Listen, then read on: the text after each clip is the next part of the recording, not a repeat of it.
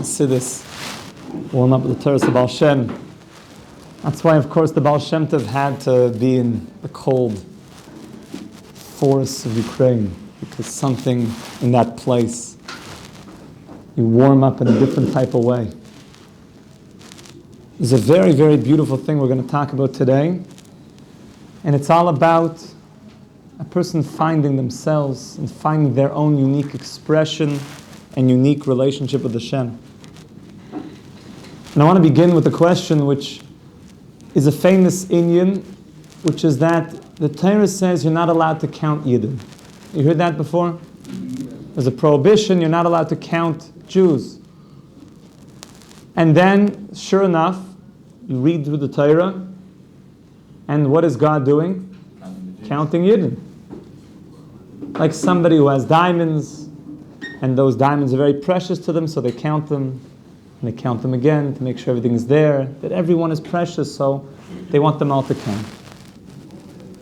So the question is, are you allowed to count or not count? There seems to be such a prohibition against counting Jews, that's why we don't say 1, 2, 3, we say Shia, Samuel, or whatever. That's one of my favorite ones. So do you count or do you not count? I heard this in the Rosh Shiva. It's a very, very, very deep inyan. There's an inyan about us that can be counted. And in that part of us that can be counted, it's like we're part of an army. That's the inyan, that's the Shem Adnus that we mentioned yesterday, Aleph Dal Nun Yud, which is when you're part of an army, you have a number. You are this member of the army. You are this member of the team. And in a certain way, in that place, you're supposed to blend in. You're supposed to fall in line, soldier. You're supposed to dissolve into the bigger purpose of the army. That's why, and fittingly so, if a person is in that army and he decides, you know what, I want to untuck my uniform because I want to be different. So that is considered a great rebellion against the mission of the army, because we are part of something much bigger here. And to the degree that we can, in a certain way, dissolve and just be a number in the army, that is our greatest achievement. So Klal Yisrael has a part of us that we're part of an army. That's why it was always such a thing, that especially for men, that wearing a uniform was something that was just a very easy thing to do. Because as part of that army, we're fighting for Hashem. And we're, in that way, Hashem counts and says, I want to count my army to make sure this army is here, this army is accounted for.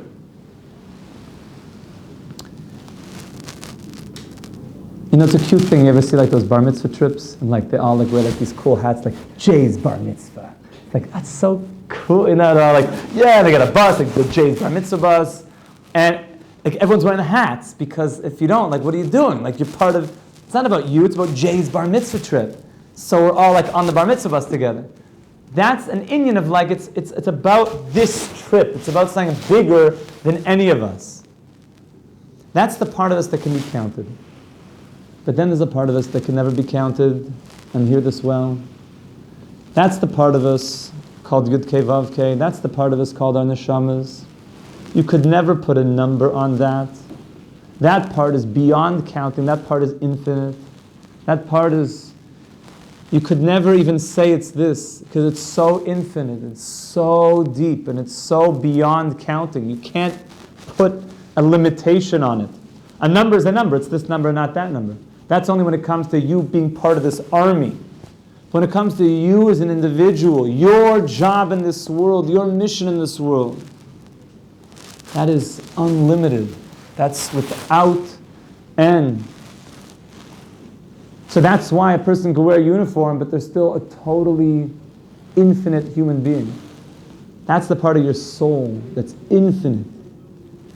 And in this world of Dveikus that we're working on, so we're working with these two realities. There's the world of the number, i.e. that I'm part of this mission to bring God's name into the world, and I'm, so to speak, a member of this army.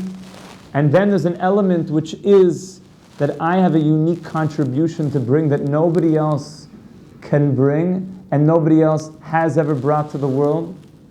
And God has been waiting 5,782 years for me to come into the world now. Tavshin Pei Beis Tieshnas Panim Bepanim. Right now in the world, that God needs me, so to speak. Not because He wants the army, because He woke me up this morning, because there's something that I have to give to the world that nobody else can give. So let's talk about that second part a little bit. So says the Rebbe, Ribui Gavanim Shel Machshava V'Hasmada B'Torah. I love this lashon. There's so many colors. Gavanim is colors. There's so many shades and colors. If you ask the Yidden, do we believe in colors? We love colors. We mamish love colors. Don't be fooled by this. This is just the army. This is just the Jay's bar mitzvah party bus here. On the inside, it's cool like colors. Everybody knows white has all the colors. It's everything. So many colors. And you're designing your life with so much depth. The way that you put on tefillin will be a deep experience. And then a person doesn't feel like, well, I better express myself by putting on some t-shirt today. That's how you express you? By the t-shirt? By the shoes? You is so much deeper than that. The you, that's your inner universe. That's you. That world of the Vekas is really where the real you comes out. Where you create a lifestyle design of all of the creative feelings and emotions that only you and in your profile can create and conjure up. So let's see that. To really have the success of bonding and having a real intimacy with God, I love this. You need to learn to have, shotet means to like wander and journey in many different thoughts and feelings. The Rebbe is saying here, you have to start opening up your emotional world because you have many deep feelings that only you have. And you need to start learning to, I want to tap into this very deep, these well springs of feelings, of emotions, of thoughts. I don't want my thoughts and my feelings just to be a product of whatever, Facebook is telling me I should think about or feel. I want to dig deep into who I am because there's a very deep world in there, a very deep world, and it's unique for you. Ki'im yishar b'machshava achas, and not only that I stay in one type of thought of Hashem, or I stay in the thoughts that I had about Hashem when I was growing up. I'm still living like my 10th grade worldview of God, my 10th worldview of what tzitzis mean. But I want to start becoming more colorful in my thoughts, my feelings, my emotions. Really to have a very mature mosaic of inner feeling, inner emotion. And not just stay on one, but to journey around, like going on this. The shotet is a very beautiful word. It means like you're wandering through like a moist, dewy apple orchard, like early in the morning. And there's flowers, and there's different smells, and there's different trees, and everything is, there's the sun, and there's so many emotions happening. It's not binary. So much of the world has just become binary. 0, 1. Black, white. Or blue, red. It's not about that anymore. It's about, I want to see all the colors. I want to really go deep. Lo yatzliach lahachzik ba har bezman. Don't stay on one thought of Hashem. Go and start exploring your inner world. To start awakening up different feelings. One of the ways to do this is spend time with people who are very well-rounded people that express different feelings. Spend time with people that can cry at a funeral and that could also be the happiest guy at the wedding, who can have that range of feelings, who are deep people. Dehainu, shepam yargish ava. Get into a place where you start getting into feelings of love. I'm a love guy. The fear thing is, I don't go to that place. Let's be colorful. Let's start to experience all the feelings. And they don't have to be all at once. Whenever my kids want to get a Slurpee, so obviously you have to get every single color. I get the same, as if somehow that tastes better, even though it definitely tastes much worse because you don't get any of them. You could start with this one, and then you can go to the next one. It's okay. No, I want them all together. We had a bunch of people at the house. So I got a few these drinks, like these sugar drinks. So the drinks, it was like so obvious that they were different inyanim. Like one was a grapefruit inyan, one was a fused tea thing, one was like a toot banana, which is like its whole own thing. So my son's like, I'd like them all together. So one of the guys is like, there's no shaykhs. Like I could see how maybe the lemonana and the pink grapefruit, maybe there's a shaykhs there, but that they all should go together. Like try one, then have another one. So kids, we just put it all together. So there's something very beautiful about that, because the kid says, I want to feel it all. I want to experience it all. So we get older and we get all like, yeah, you just put one at a time, kid. I only do that one. So the kid's right, but you just need to know how to experience them all at the right time. All the emotions, they have a place. There's a place for everything. Look at Koheles. Eis lehoiv, a time for love. Eis lisnai, a time for hate. A time for peace, a time for war. There's a time for everything.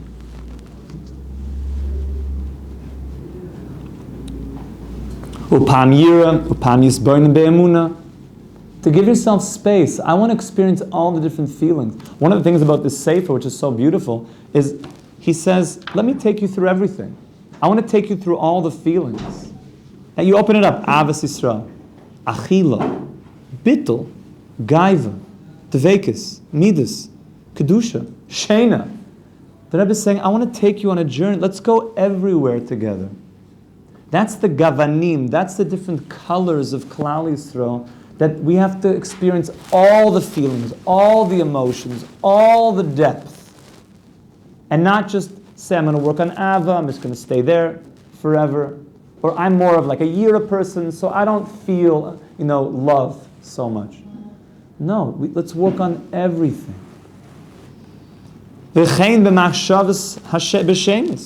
Also, when you're using the shemus, like we mentioned before, the last couple of shiurim, actually spend time on a shem and spend time there, but then move on. This is going up the ladder. And then go on to another shem. And you're going up and down, like we said, and then up and down and up.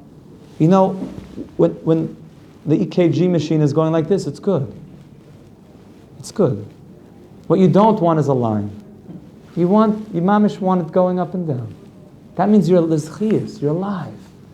You're alive. You're going into different places. You're in that dewy apple orchard. Just being mishotet. You're just walking and experiencing and open. Give yourself some time today when you walk somewhere and just say, Hashem, let me experience feelings and the smells that I'm smelling. Let me listen. Let me hear. Even pay attention to different senses. I could see and spend time on sight. I could walk. I could feel the ground under my feet. I could feel the chair. I'm sitting on it. I could feel that the chair is holding me up. That you start focusing on different places of consciousness. That's what the Rebbe is doing here. The Vekis is all-encompassing. Everything. It includes everything. V'hine. You're right, even though that spending time with the different shemus is a very choshev inyan. Mikol Mokum, nevertheless, Kedei L'Zakos Be'emes L'Devekis, L'Loi Hesach Hadas, in order to really get to this place, like we explained by the tzaddikim, and we're going there more and more, where we get to a place where we think about Hashem all the time. I remember the first time that I saw a tzaddik, the most clear feeling that I had at that moment was that tzaddik is always thinking about God. Like there's never a moment where like everyone leaves and he's like, oh yeah, little bit, oh, good thing they all left. You know, where's the turn on the tube for a minute. Like that. Even though, by the way, there were certain tzaddikim that they would do that, they would do the opposite. They'd be in their room, mamish and devekis, and they hear, I don't even notice, so they'd like pull out like an apple, like, come on in, you know, like, yeah, come on in, like eating an apple, like, Rebbe, just like sitting, yeah, I was hungry. Because they were trying to hide it. But I chap that the tzaddik never leaves the vibe, never leaves the conversation, like Rabbi Yom Tov Glazer once told me. The conversation.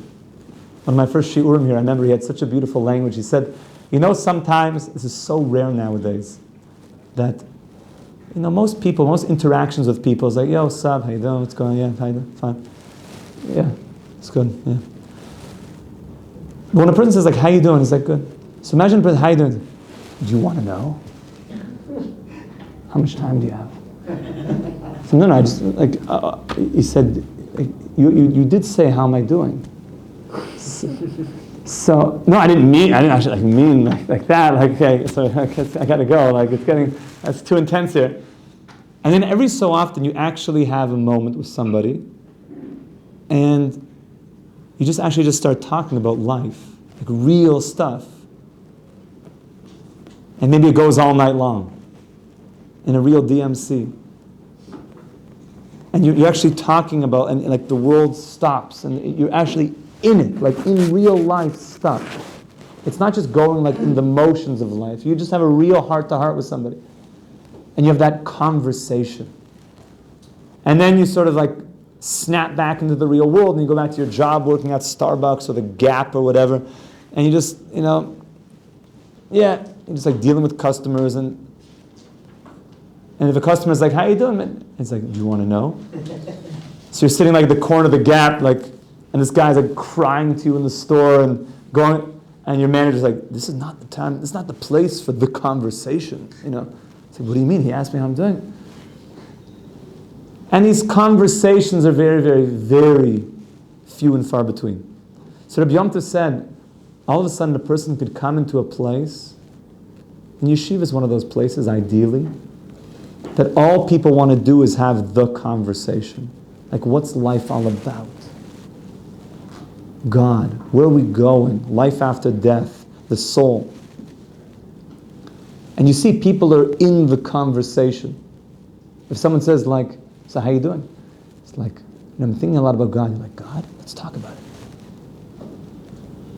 So the tzaddik is always in that conversation.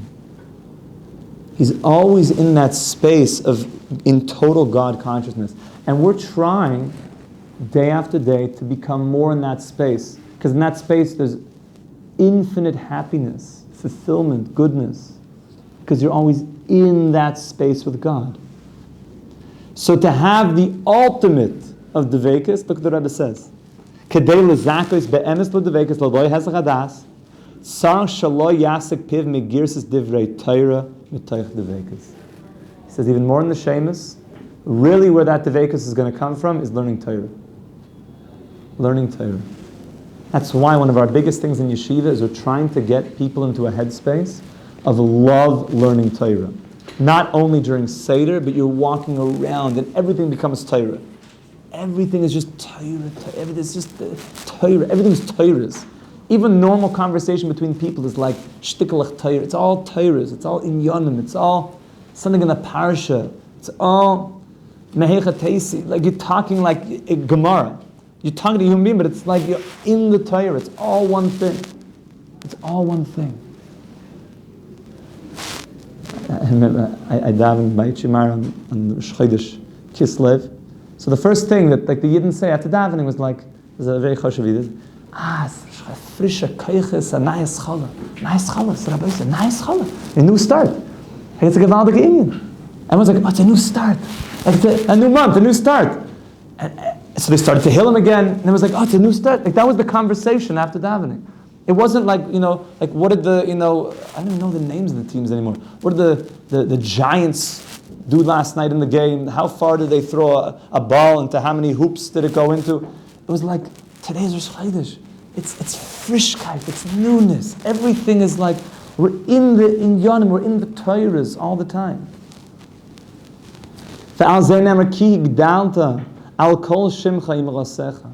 Even greater than the Shemus is being involved in Torah, learning Torah all the time.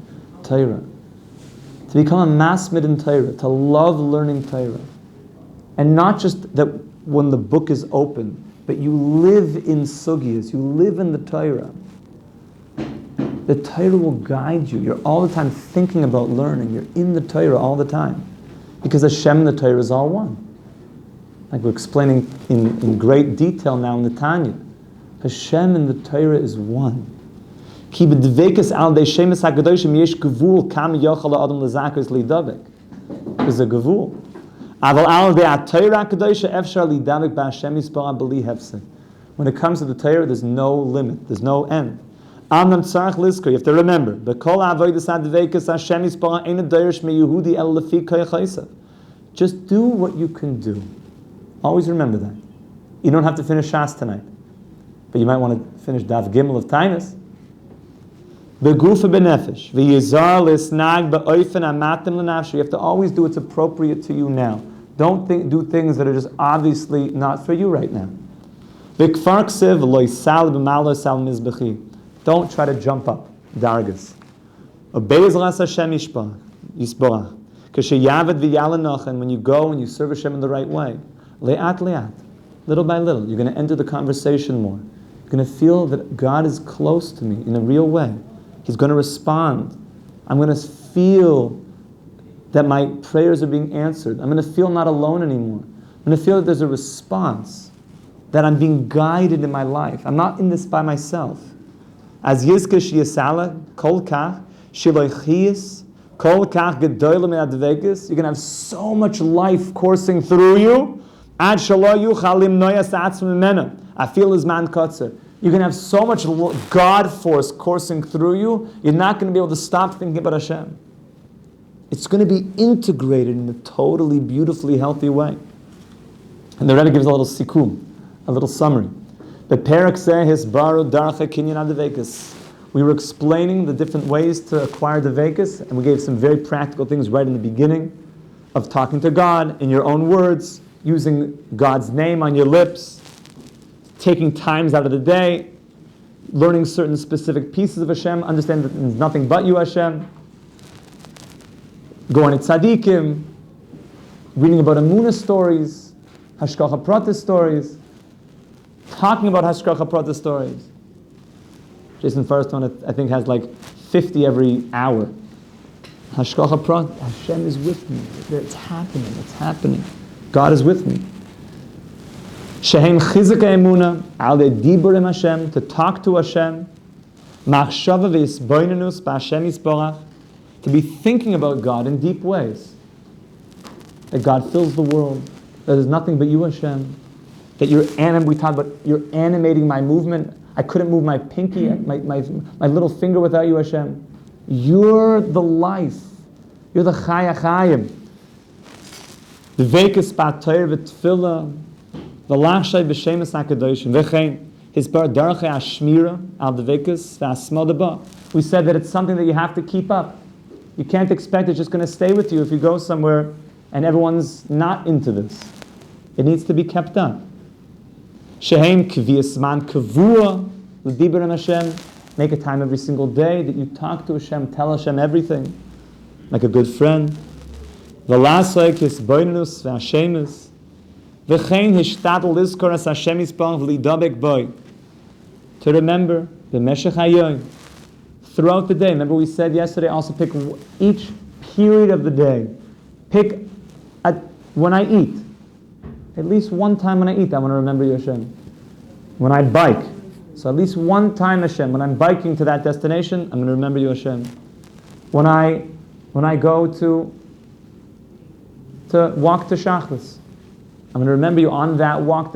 Things that you know will come up. When I have my first cup of water every day, Hashem, I want to make sure that I think about you. That